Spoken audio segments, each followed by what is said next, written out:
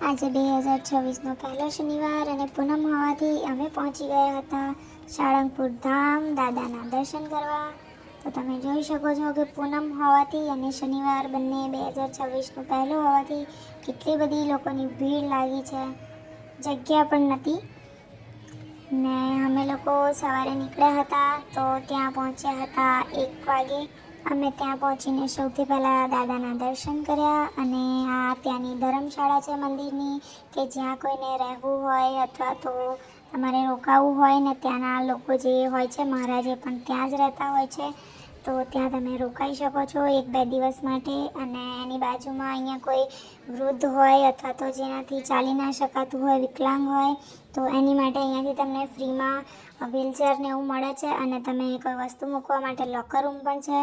અને આ હતો હનુમાન દાદાના પાછળની સાઈડનો ગેટ, કે જ્યાંથી તમે દર્શન કરવા જઈ શકો છો. અને અહીંયા ચપ્પલનું સ્ટેન્ડ હતું મૂકવા માટે. મંદિરના પરિસરમાં અહીંયાથી તમે જઈ શકો છો. તમે જોઈ શકો છો કે પબ્લિક બહુ જ ખુશ છે. અને શનિવાર અને પૂનમ હોવાથી બહુ જ લોકોની ભીડ ઉમટી હતી. અને આ છે પાછળ જ્યાં પૂજાપાઠની સામગ્રી મળે છે.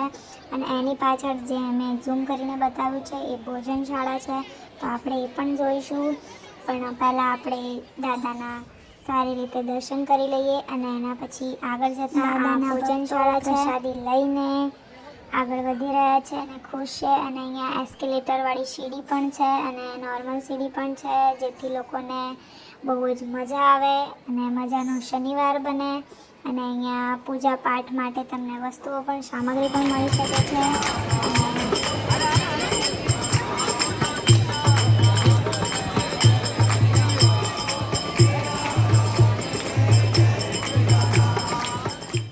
મોજથી દાદાના પાઠ અને સંગીત થઈ રહ્યા છે અને લોકો નાચી રહ્યા છે. આ ખૂબ જ મજાનો અને ખુશીનો આનંદ છે કે વર્ષ બી બદલાયું છે, પૂનમ પણ છે. અને હું બહુ જ ખુશ હતી આ બધું જોઈને. અને આજના દાદાનો જે શણગાર છે એ પણ બહાર એલઈડીમાં દેખાઈ રહ્યો છે. અને તમે ભીડ જોઈ શકો છો કે કેટલી લાંબી લાઈનો લાગી છે. અને બપોરના વાગ્યા હતા 2 અને આ ભોજનશાળા છે, તો અમે પહોંચી ગયા હતા પ્રસાદ લેવા માટે.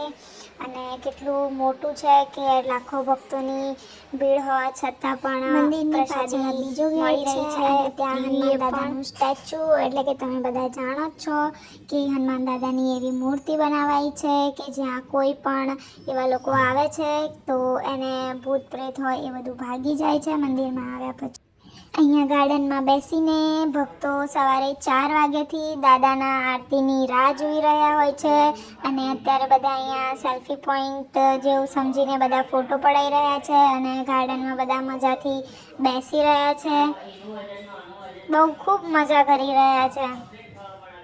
તો તમે પણ આવો સાળંગપુર ધામ અને જુઓ. અને ખૂબ સરસ વાતાવરણ છે. મંદિરની સામે ખૂબ જ સરસ એક મહેલ છે, ત્યાં મેં ફોટો પડાયો છે. મારો મજાનો દિવસ તમારા બધા સાથે શેર કરું છું, તો સબસ્ક્રાઈબ કરજો અને સપોર્ટ કરજો.